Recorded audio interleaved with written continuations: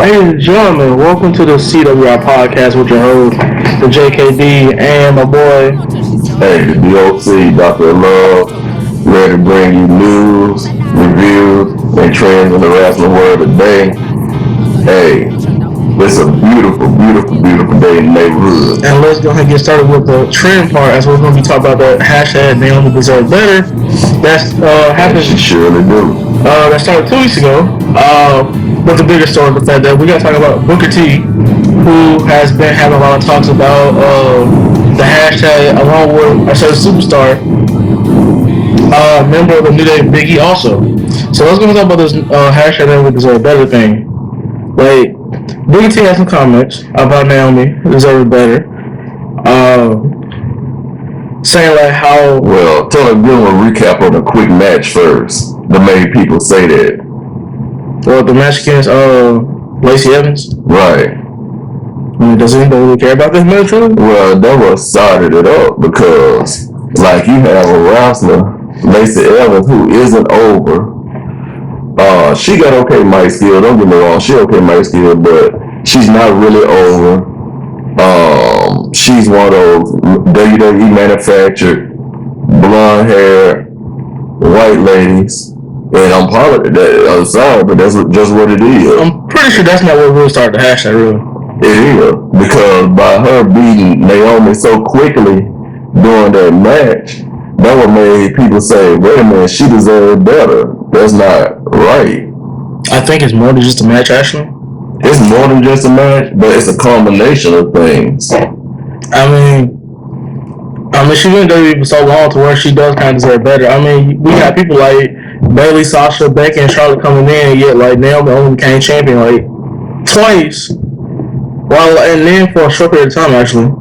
It was pretty long. A pretty good reign when she had it the second time. Well, the second reign pretty good, yeah.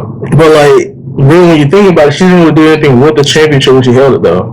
But they kept trying to push, and that's the only thing with her title reign. They kept trying to push these ladies that weren't really that great wrestlers. Like they tried to push, like I like to say, Lana. Well, actually, that happened for a month, actually. So you know what I'm saying? It's not like it was they gave her 2 pay-per-view matches. No, they didn't. It was 2, wasn't it? No, they didn't. They gave her 2 title matches, but they didn't give her 2 pay-per-view matches. Hey, title matches just as much as pay-per-view. And then the last title match only was her fault anyway, because she wasn't saying anything about it. That's what we did wrong, but. And then what was the second match? And then she didn't defend a pay-per-view. For those who don't remember, she held the title at 2017 since WrestleMania always in SummerSlam. Right, she beat Alexa Bliss. I mean, that didn't count. I'm talking about defending wise. I'm just saying who she beat, just so they people would know. Okay, well, she defeated 5 other people for the title, really, and she only defended the title against Lana, and that's pretty much it when you think about it. Because she didn't defend the title against nobody at Battleground. Because Battleground, she was getting a No More Contenders match. It was a No More Contenders match against Naomi at SummerSlam, which was Natalya. So, and then she lost it since then. So she held it for a title. So she had one of those reigns where like you forgot she was champion, really. Because she held it for a long time, but you didn't know like. Right, they didn't put her in any kind of like worthwhile feuds. Yeah. She wasn't really in too many matches and stuff like that. And it was no fault of her because you can't blame the wrestler if they're not putting her out there. They were mainly just doing a lot for the women's division by having everybody besides her really just do something. Basically, not trying, a lot of folks say I play the race card a lot. But basically, if you look at the time, it's the white blonde hair ladies. Alexa Bliss was real big on their radar at the time. Right. Charlotte Flair as usual. And Lana. Not so much, she didn't do that much. She wasn't doing that much at the time, but she still was a big fixture on Raw. And then, for some reason, they were trying to push Lana. They only did it for that one title match only because. But they still were pushing her. They were trying to make her a wrestler. But what I'm saying, push for her, I'm not saying because a push is different for different people. They were trying to push her as a wrestler, not a manager anymore. They were just putting her against Naomi just to have like. She wrestled more matches than just Naomi. I mean, they just did it just to have popular people in the first ever women's Money in the Bank match. So when you think about it, right? But they didn't have to use her. I mean, what other person on the SmackDown Women's division they could have used against Naomi? Right. Besides Lana. It goes back to WWE, loving to push the blonde hair women. Well, let's just get to the point about Booker T.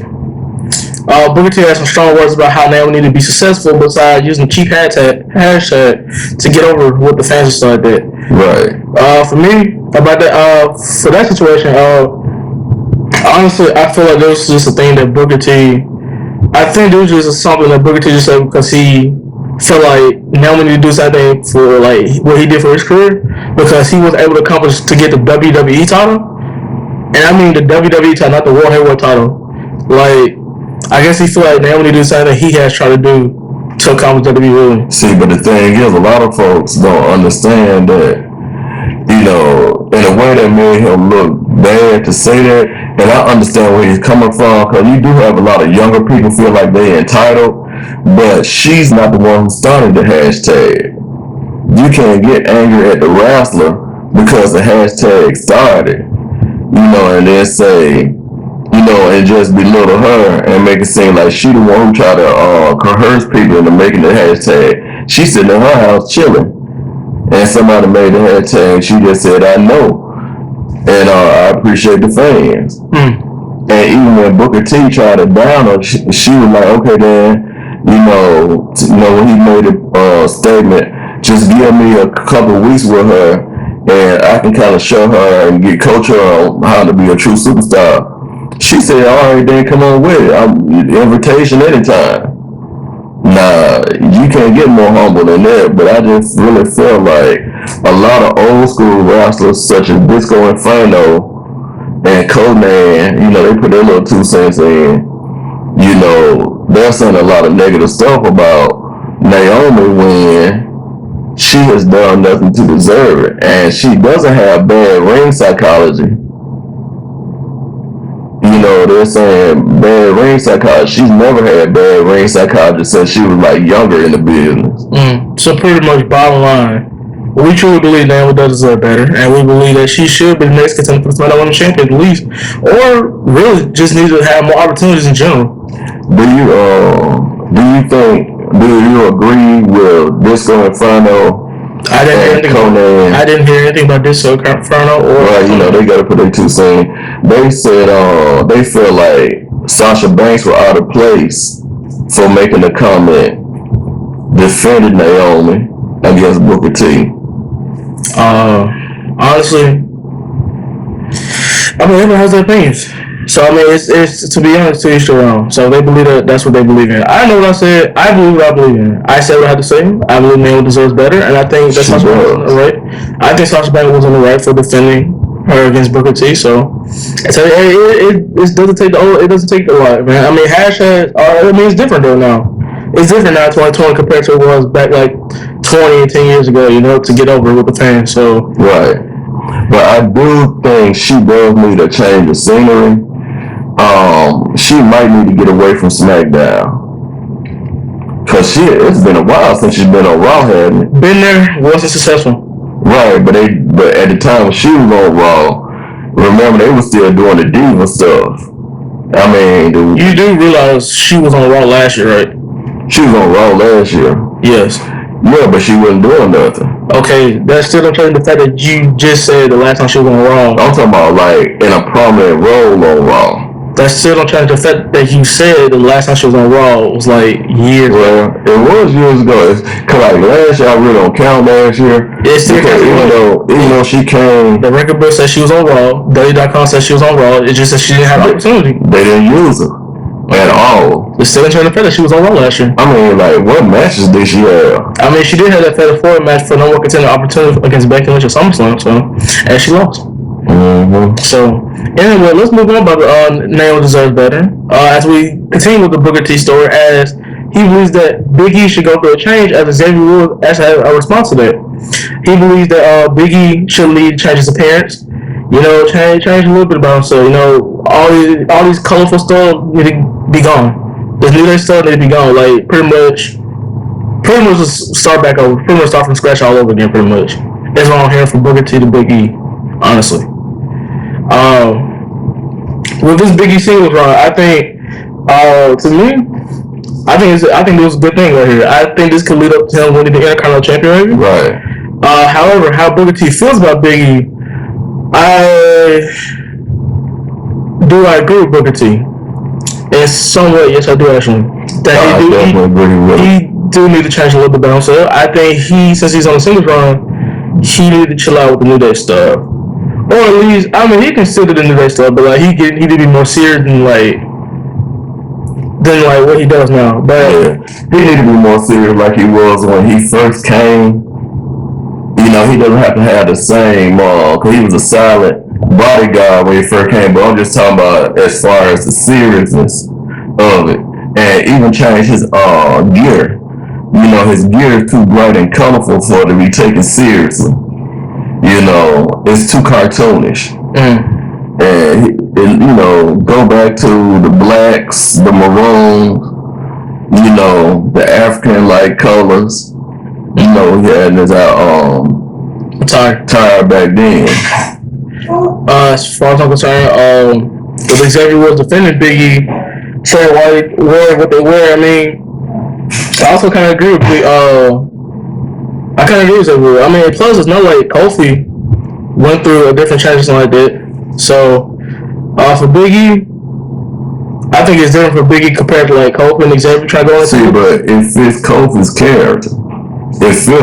I mean, that's whatever for me, to be honest. I mean, for Biggie, I mean, I like them to do a change, but I mean, I feel like that was another stuff. That kind of actually makes that to be more money. So, right, but he definitely needs to kind of venture off and kind of start doing his own thing away from New Day.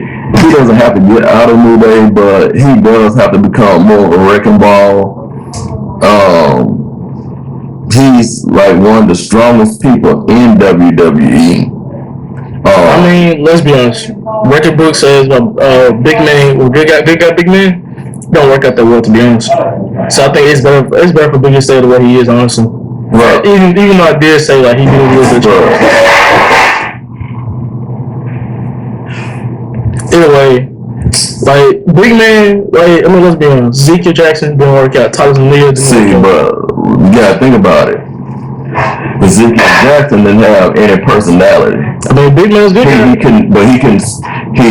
had no charisma. He couldn't talk. He didn't have anything. I mean, Titus O'Neil. I mean, Big, he can't talk that much either. Oh, he can talk now. I mean, and then he got. I guess he's not the greatest talker in the world, but the thing with Big E is Big E got boatloads of charisma. You can have charisma and not be able to talk that well. Like Shinsuke Nakamura, he has charisma. He might not be the greatest English speaker in the world, but he has charisma. You know him when he walk in the room. You know Big E when Big E walks into the room, cause it's just something about him that draws you to him, that makes you want to cheer him. But as you know, like Titus O'Neil, he has charisma. But the thing that's Miss Titus O'Neil, they never did push him correctly, and he's not really a great wrestler anyway. I highly disagree, but you know that's for a new time though. So for Big E, I'm looking forward to see how Big E's single run go. I'm thinking he's gonna be the next Intercontinental Champion after AJ Styles. So I'm looking forward to how that turns out. Yeah, I think they shouldn't put him 0 to hero, even though I'm not saying he's a 0, but yeah, build him up, give him an Intercontinental title run, and maybe even longer of an Intercontinental title run than he had the first time he had it, because his last Intercontinental title run was what? Maybe about 4 months, maybe? That was good, Ryan Ashley. Yeah, it was a good reign, but they didn't get him. Another thing, with the first Intercontinental title run, they didn't get him a lot, and a lot of times people say it's the champion's fault. It's not the champion, it's who the challengers are. And when you put, no-name cats against people, it makes them look bad. Like, Big E really didn't have any good challengers when he was the Intercontinental champion. Curtis Axel? He had a remix with He had a rematch with Curtis Axel. Curtis Axel was hot, and that was it. Well, he had kind of stopped being hot. was on his way down. It was like one of his first kind of hiccups. Okay. Bad news bear. That's the person who he beat the title, like took the title away from. So either way, I'm looking forward to see how Big E Ron go. As we move on to the golden role models of WWE. Oh man, Sasha Banks and Bayley. So we do know Monday Night Raw, Sasha Banks won the Raw Women's Champion off Asuka in a countout, as Bayley still remained as the SmackDown Women's Champion over Nikki Cross. And let alone they were the tag team champions on the SmackDown before Backlash, let alone. So, for me, there's been some words that people have been praising about this. There's been some issues about it also, and the biggest problem is with Amber Moon having a big issue with having just two people hold all the gold, hold all the women's title for WWE pretty much. And to be honest, I actually highly agree with Ember Moon. Actually, I'm not a big fan of them trying to recreate iconic storyline. To be honest, so that's my thing.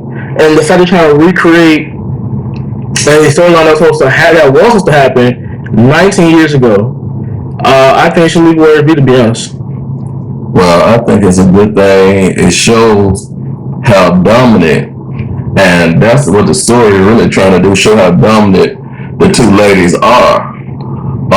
Both of them are very marketable.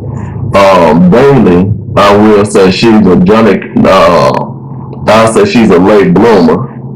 But Sasha always been very marketable. And I think when you have two people together like that who can play off each other, you have to push them to the forefront. There's no other ladies on the roster that has the personality that they have. You got Miller, Shayna Baszler. Well, it's a difference now. Hold on. There's a difference between wrestling ability, charisma, and personality. They have Naomi, personality. Lacey Evans do not have. When it comes to those two, Naomi and they don't have any personality. Tamina. Now you just naming off women off the roster just to be naming women. I'm not naming women off the roster. Tamina. If you want to talk about Naomi deserves it.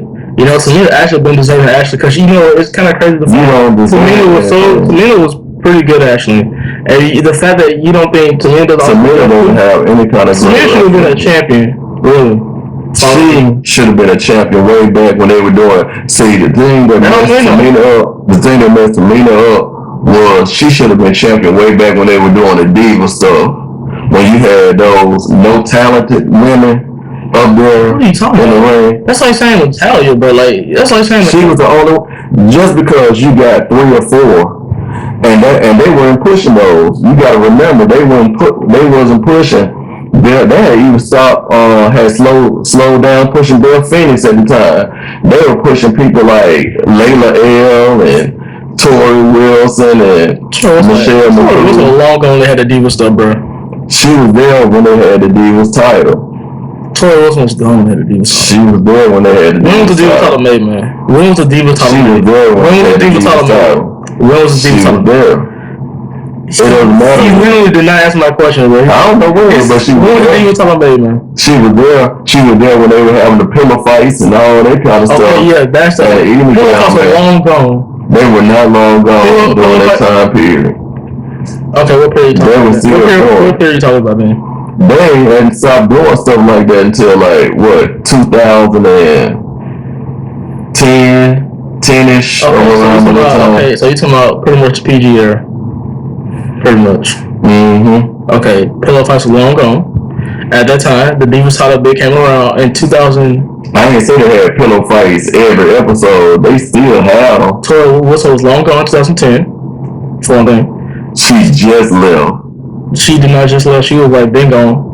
Because as far as when they changed Raw, SmackDown, it was just like that. The main thing is back on Tamina. The main thing is Tamina should have won it way back when they had the Divas title. and they didn't have that many great women wrestlers. I actually agree with it. When they brought all these great women wrestlers, the ones who know how to wrestle, Tamina look out of place. Even her match with Bayley, she couldn't keep up with Bayley. Because even with her matches with when they had the Team Bad, she couldn't keep up with Team PCB and the other team. Well, she can keep up with the Bellas, but she couldn't keep up with it because they were better wrestlers. And then she's never had charisma. She's never had personality. So I don't know why you're saying Tamina like Tamina's the Rock or something. I mean, Tamina was a big deal actually. I mean, I believe she should have become a champion for a long time actually. She should have became champion when she challenged Michelle McCool years ago, and they let Michelle McCool run roughshod over. Either way. And then you gotta think about back on these other women though, because we're getting out the surgery too much with one lady. But let's go down the roster. Technically you actually, but let's go down the roster. You know, then you say Naomi has, I have never said Naomi got a personality, but she don't have much personality as Sasha Banks. Okay, hold on. Okay, I'm not gonna try to be rude. We're gonna go back to it, okay. Let's just get to the point to where Emma Moon said that it is. Emma Moon has nothing. Alright, first of all, let me finish my point. Emma Moon is, you can say all you want about Emma Moon, okay.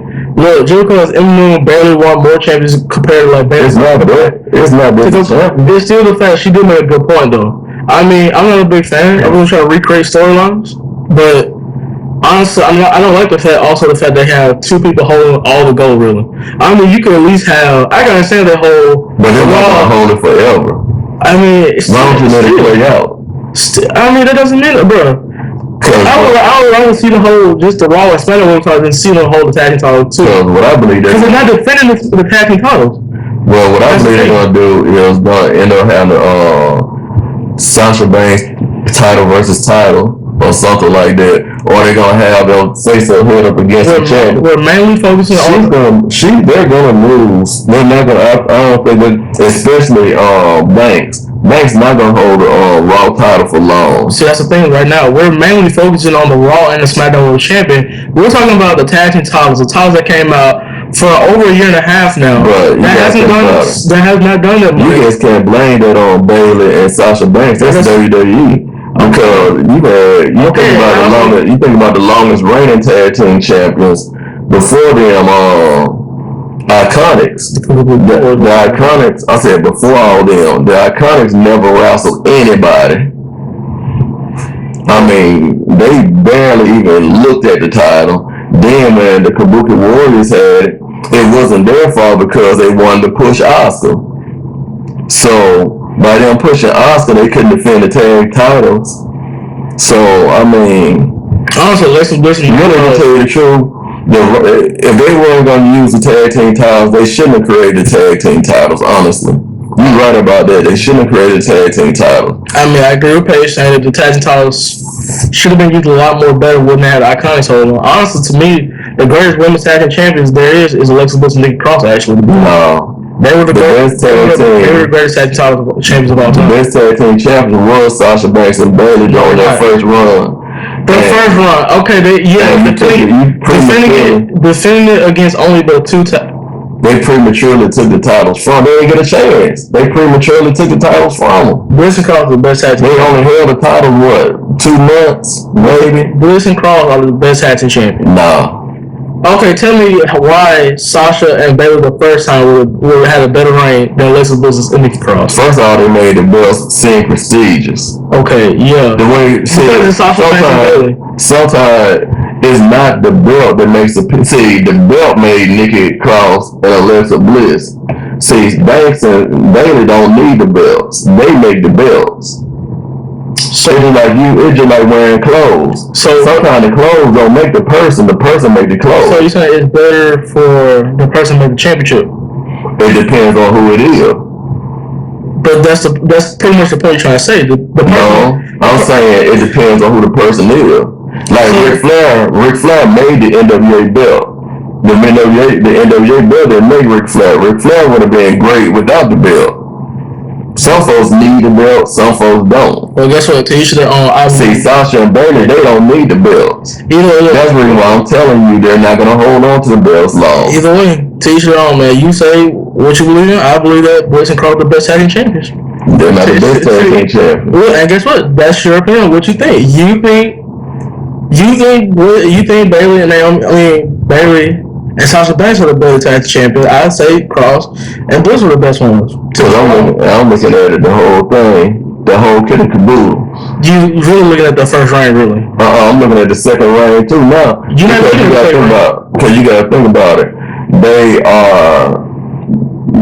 got better showmanship. They're better wrestlers inside the ring. That doesn't mean they're just better. Or they're just better looking or something? That too. So guess what? So you're doing it based on skills inside the ring. Okay, they're matches, and then you're doing it based on looks. And then you gotta think about it. Okay. Look outside of WWE. What rivalries? Tell me what rivalries. Look outside. What rivalries have they had with the tag team title? Hold on. Look outside of WWE. Also, you gotta think about. You got to, because you think about it. That's what you make your money off of. Like when you walk up the street and somebody say, "Hey man, you know Roman Reigns." Alright, then it's like, "Oh yeah, I know Roman Reigns." When you go to talk to the average person about wrestling and you say Alexa Bliss, they're like, "Man, who the hell you talking about?" Nikki Cross. I mean, who? You know, at least with Sasha Banks, you'll have some people like, "Yeah, I know Sasha Banks." You know, so for a looks perspective, apparently it's not looks. You do say it's also about looks too. So I'm doing it based on what you're saying. Okay, I'm pretty sure everybody knows who Alexa Bliss is. And for those who don't know about that story about Alexa Bliss, for those who don't know, for those who don't know the story about the cameo thing on Alexa Bliss, a guy paid $400 for Alexa Bliss to ask her on it, and guess what happened? Got rejected. So I'm pretty sure, look wise, everybody gonna know who Alexa Bliss. No, everybody gonna know that. Everybody gonna know who Alexa Bliss. He's right, but you gotta think about it. So you're gonna tell me based on looks. Hold on. When you go and see, that's the thing where the young folks messing up with wrestling. You move the needle not by the wrestling fans. The wrestling fans gonna be the wrestling fans. I'm gonna look at matches and the wrestling fans are gonna be the wrestling fans. You make your money off the casual fans. I'm talking about money making now. You make your money off the casual fan. So the casual fan is not gonna know who 70% of these wrestlers are. They're gonna know who these people are. They're not gonna know the casual fan, not the folks who buy the shirts and tune in every Monday night, every Wednesday night, every Friday night. Of course, they're gonna know. Okay, I'm talking about the folks who don't tune in to I'm not even gonna look at marketing wise. I'm just saying matches, rivalries, skill set. Now I'm being honest. Bayley and Sasha, they had the whole package right there. They were pretty good. They had who did they have a rivalry with besides Alexa Bliss and Nikki Cross with the titles? Kabuki Warriors. No, they did not. No match between. Okay. They didn't defend the titles against Kabuki Warriors. The rivalry need to have it with the rivalry. They had that was for first of all, it was a rivalry. It was not with the Kabuki Warriors. It was literally only a title match. Two people fighting each other every week, so that's not a rivalry. It don't matter if it's how many matches do they have the Kabuki Warriors taking on Sasha and Bayley? Look at it right now. They had one match. Say that one more time. Say that one more time. No. One match, right? One match. But how many single matches did they have against each other? Single matches compared to tag team matches. That's not a rivalry. That's a rivalry between Oscar. No. It's a rivalry because both tag teams against each other. Okay, how many matches do they have for tag team titles?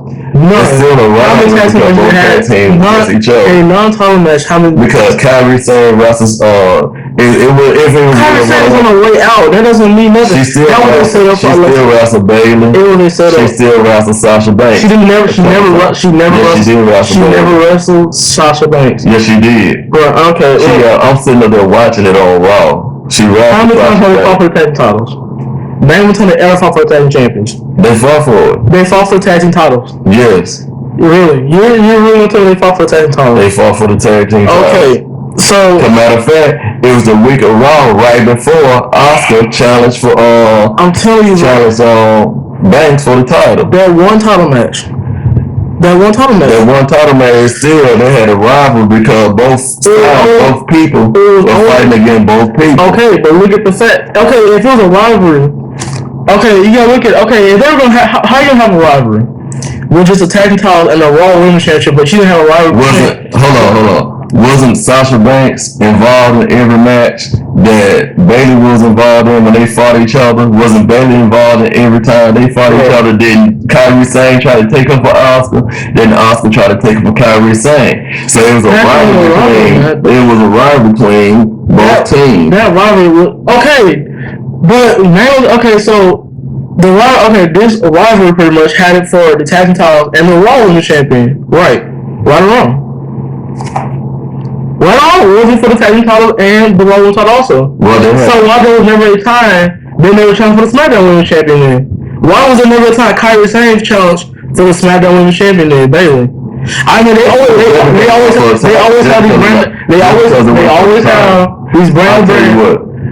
have these brand women's title matches. You always have to go old school. It's just like the best out of 7. It's just like the best out of 7 series. The United States title wasn't on the line. The best out of 7 playing who? Booker T and Chris Benoit. You should have most. It wasn't on the line, but it's a rivalry. When just because the title wasn't on the line, don't mean that's a difference. That's a difference. It was in the front title. And then just the world television title between Booker T, Chris Benoit, and WCW. That was just set up for the title, bro. That's all it was. Exactly.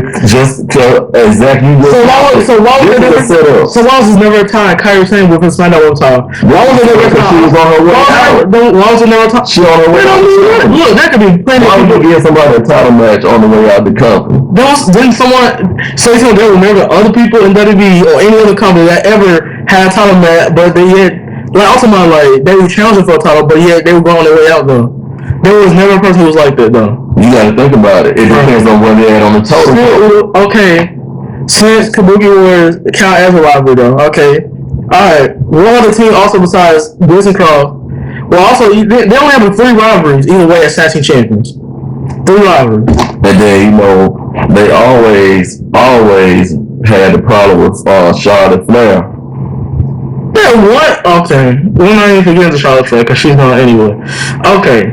I'm not even getting to Alexa Bliss and Nikki Cross. But here's the thing. But who the Nikki Cross and they fought the same folks? Iconics, Kabuki Warriors, bro.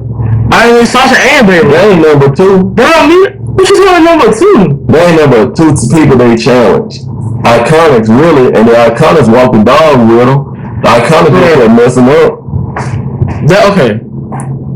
Sasha and Bayley always feuded with 3 different tag teams. Naomi, I don't know I keep up in their team bad. Tamina and Nia Jax. Alright. Nikki Cross and Alexa Bliss. Which are 2 tag team title working on. And a Kabuki Warrior, which is pretty much for a 1 tag team title match.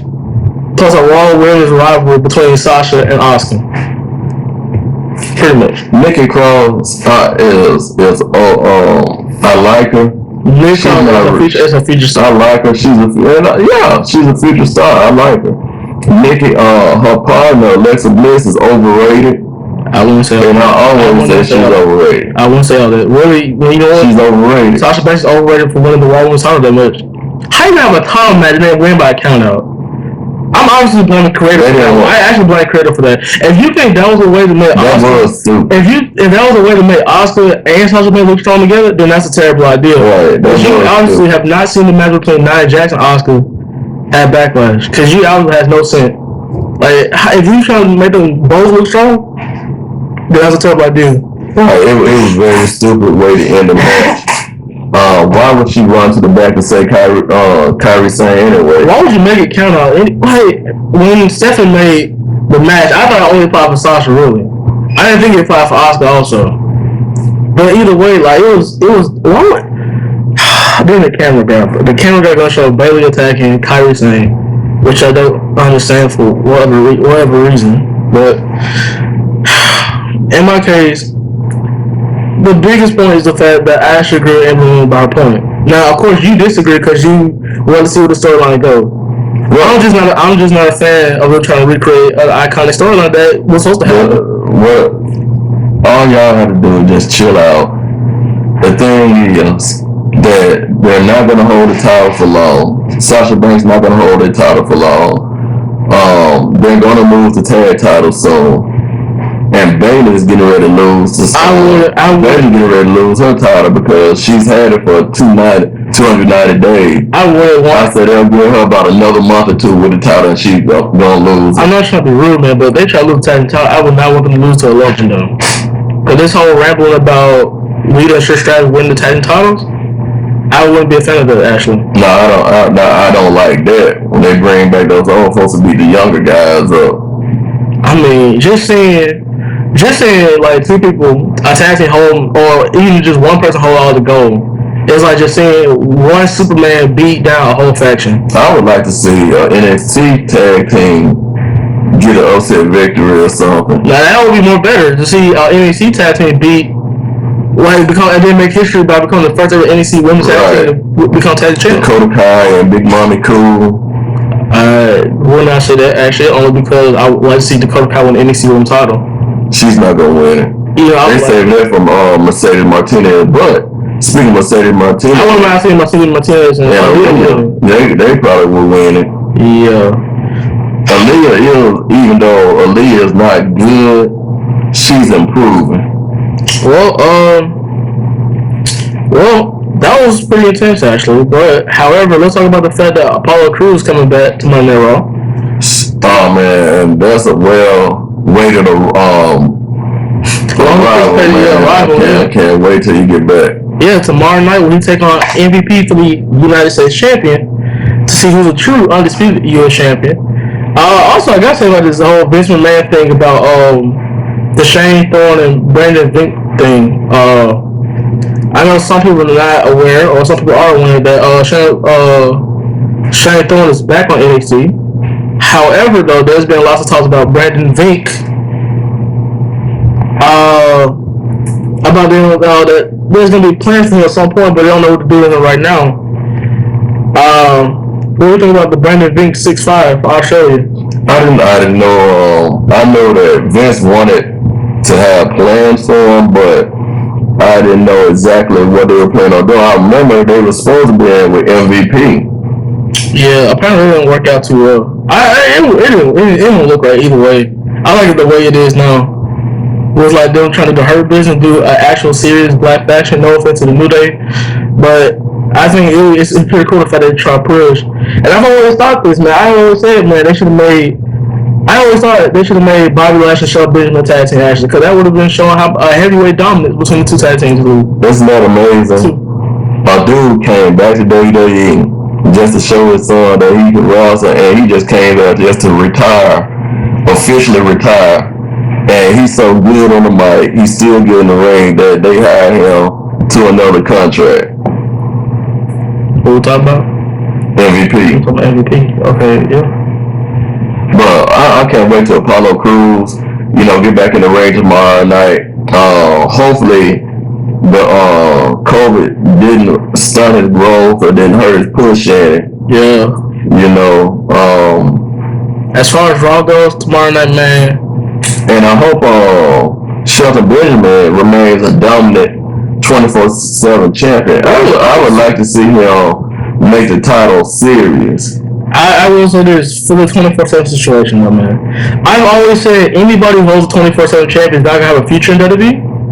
And so far, that is holding up to my word. Cause like, look at people besides Archer. Archer is different, but look at people like Elias. Where is he right now? He's a 24/7 champion 3 times, and guess what he is right now? Not on TV. Look at Cedric Alexander. Misused right now in a tag team with Ricochet. EC3 gone. This is the 24/7 champion, man. Need to be treated. Well, actually, they should never make the 24/7 champion anyway. Yeah. So I hope Shelton Benjamin make a difference with 24 and prove my word wrong. I think he will. I think it's one of those things where Shelton Benjamin is the type of wrestler who is very serious. Nobody sees him as a joke. So he can be in those type of matches and toss people around. And really, you don't really have anybody going for the title much anyway but R-Truth. And it doesn't hurt him to get pinned by R-Truth. What's Zoward also? Right. 27. So far, 27 has champions have proven like they have no future right now. So I'm hopefully I thought Mojo was gonna do something, but he's not. I really thought old boy was gonna be Really Miles. I don't understand why he was on the Raw brand. I think he should have just stayed on NXT. Cause he's not bad actually. He's not a bad guy. I mean he's got a lot of charisma actually. I just believe he was just better on NXT though. I mean just randomly just showing somebody on Raw and they'd be like, who is this guy? Exactly, they did just randomly throw him out there, like without building him. They didn't really even build him up on NXT. The only thing you would know about Riddick Moss if you watch NXT, you would know that he was just teaming up with Salvatore with like that when they had a competitive tag team move. You know, two men who trying to prove that they're just trying to one up each other pretty much. You know, that's the only thing you just knew about Riddick Moss, and then he got something called the Riddick Regiment. Or something. That's pretty much it. So. As far as I'm concerned, I hope Raw goes pretty well, and I really hope this is the end of the eye for an eye thing. I hope that comes to an end. Lord, I'm so tired of eye for an eye. This eye for an eye thing has been going on for 2 months, man. I've never seen a rivalry go this long, honestly. As far as I'm concerned, when Corbin Seth Rollins, that was pretty long. But then again, that just progressed to the Becky Lynch and Seth Rollins, so that's just putting them out there really. So I don't know how long that. Oh my god! You know what? This episode was why does Seth Rollins keep getting caught up in these feuds? I mean, that's how much Curry loved the Monday Night Messiah or the Architect. Just because they feel like somebody could get something over, don't mean give it to them. Seth Rollins, it's Seth Rollins. I mean, what can you do? Well, actually could do something about it. I mean, he's a big part. I mean, look at Kevin Owens. You see Kevin Owens stepping up for himself. He's stepping his ground about certain stuff. I mean, the whole COVID-19 stuff. Yeah, he stepped about 10-15 years ago too, didn't he? Yeah. But either way, this episode has been with his brother Excalibur. This episode was pretty intense. It was a pretty intense episode, and we're gonna end it right here. Oh. We're gonna end this episode right here, and we hope you guys enjoyed this episode and give us your opinion about the situations about Booker T, what he said about the New Day, Big E and Naomi, and Ember Moon opinion about Bayley and Sasha holding all the goals together. And we will see you guys on another. And don't forget to subscribe, hit that notification bell to keep getting alerts for this show, and hit those likes, smash those likes, DVT those likes, spank those likes, so we can stay on YouTube. So please do that. And for my hosts, the JKD, JK Dog, and myself, we bid you peace, love, and wrestling hoes.